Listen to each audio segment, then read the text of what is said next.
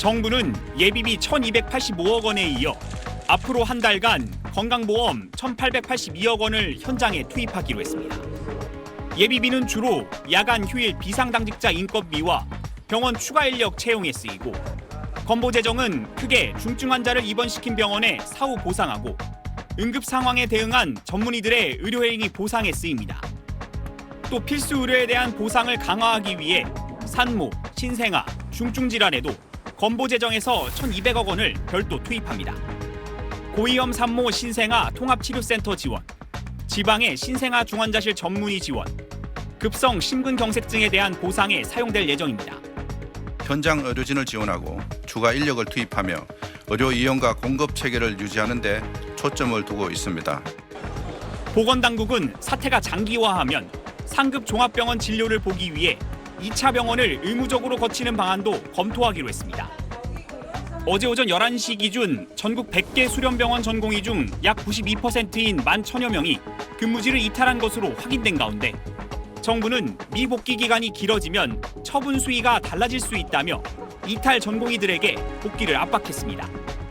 가능하면 근무지 이탈한 우리 전공의 분들이 조속히 복귀를 해서 본인의 불이익을 줄일 수 있는 가능성도 높이고, 인턴 포기 의대생과 사직 전공의들을 위한 구인 구직 게시판이 마련된 것에 대해선 정부는 사직서가 수리되지 않은 전공의가 다른 의료기관에서 겸직 근무하는 건 의료법 위반이라고 경고했습니다.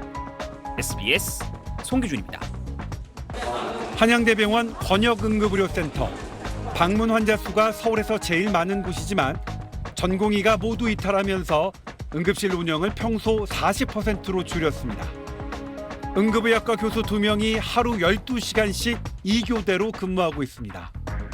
운영을 줄여도 환자를 대할 땐 초긴장 상태일 수밖에 없습니다. 간경화로 복수가 차서 내원을 하셨는데 중간에 폐렴이 동반되고 급성 호흡곤란 증후가 있어가지고 기관삽관에 인공호흡기 등 응급치료까지 마친 오 교수는 곧바로 다른 병상으로 향합니다. 장이 꽉 막힌 중증 응급 환자가 기다리고 있기 때문입니다.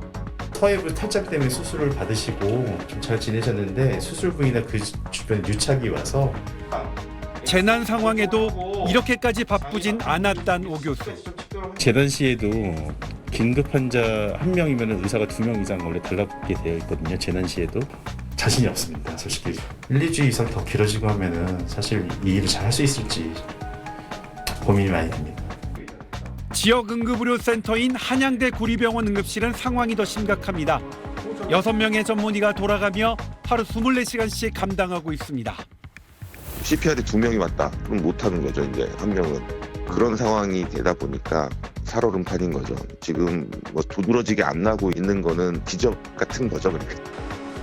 이 상황에서 전문의 한 명이 최근 사직 의사를 밝혀 지역 응급의료센터 자격을 상실할 위기입니다. 너무 힘듭니다. 그러니까 이게 근무 숫자가 는 거보다 근무 강도가 굉장히 심해졌거든요. 정부는 당분간 응급실 자격 심사를 하지 않겠다고 했지만 이러다 순직하겠다는 하소연이 남아있는 의료진의 현실입니다. SBS 조동찬입니다. 전공의들에 대한 무더기 면허 정지 절차가 시작되고 주동자에 대한 형사고발도 예고됐지만 이탈 당사자인 전공의들은 별다른 반응을 내놓지 않았습니다. 박단 전공의 비대위원장은 해외 뉴스를 소개하는 정도고, 정부와 대립각을 세우던 의사협회도 주수호 언론홍보위원장을 대신해 나서는 간부는 없었습니다. 다만 전국 의대생 대표는 의대 증원을 해도 교육의 질 저하는 없을 거란 정부의 주장에 강하게 반박했습니다. 교육을 제공하는 사람들의 퀄리티가 중요한 거거든요. 과연 지금 학생들을 가르치고 있는 교수님들이 충분하냐를 따져봐야 됩니다. 증원 과정에 학생들의 의견을 고려하지 않는 것에 분노한다며 휴학이 받아들여지지 않더라도 수업 거부를 하겠다는 의사를 밝혔습니다. 학교로 복귀를 해야 되는 시점이 왔다라는 여론이 형성이 돼야 되거든요. 아직까지는 그런 학생들의 여론은 전혀 없는 상황입니다. 자존감이 바닥을 쳤다며 삭발과 사직서 제출로 항의를 표시한 의대 교수들의 반발이 이어지고 있습니다. 정원을 대폭 늘려달라고 신청한 경상국립대와 원광대 의과대학 보직교수 전원이 항의 차원의 사직원을 제출했습니다. 울산 의대 교수들은 강제 노동금지 협약 위반으로 정부를 국제노동기구에 제소하는 방안을 검토하고 있습니다. 영남대 의대 교수협의회는 2,000명 증원하려고 15,000명 전공의를 쫓아내고 2만 명 의대생들의 학습권을 빼앗았다고 반발했고, 성균관대 의대 교수들은 정부가 강압적인 조치 대신 구체적 대안을 마련해 대화와 타협의 장을 마련해야 한다고 촉구했습니다. SBS 신용식입니다. 혈액암을 앓는 A씨는 2차 항암 치료를 마치고 퇴원했습니다. 그런데 전공의가 없어 평소 해왔던 검사 일부를 받지도 못하고 나왔다며 불안감을 토로했습니다. 치료 과정이 그전에 입원했을 때보다 막 생략되는 거예요. 골수 검사도 안 하고. 다음 달로 예정된 골수 이식을 제때 받을 수 있을지도 걱정입니다. 4월 달에 이제 이식이 남았는데 그게 늦어지면 다시 원위치로 돌아가야 되잖아요. 입원을 또 못하게 되면 그 사이에 이게 다시 재발을 하는 거예요. 외래 진료엔 큰 차질이 없다고 정부는 설명하고 있지만 현장 분위기는 다릅니다. 갑자기 진료가 취소되진 않을지 마음 졸이다 병원을 찾은 환자들도 평소보다 더 길어진 대기 시간을 감내하고 있습니다. 매일 봤어요. 혹시나 이게 또 취소되면 어떻게 될까 해가지고 오늘은 지금 4시간 기다리라 그러나요? 항암 받으라. 저보다 더 힘들고 한 사람들은 1분 1초가 아까울 텐데 그분들은 어떻게 해요? 중증 응급 환자를 보는 대형 병원 응급실도 이제 한계가 온 것 같다는 우려가 터져나오고 있습니다.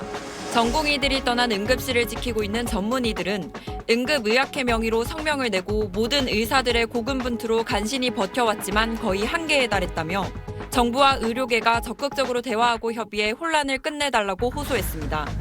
한국중증질환연합회도 정부와 의료계는 무책임한 공방전을 즉각 멈추고 환자단체를 포함한 협의체를 구성하라고 요구했습니다. SBS 박예린입니다.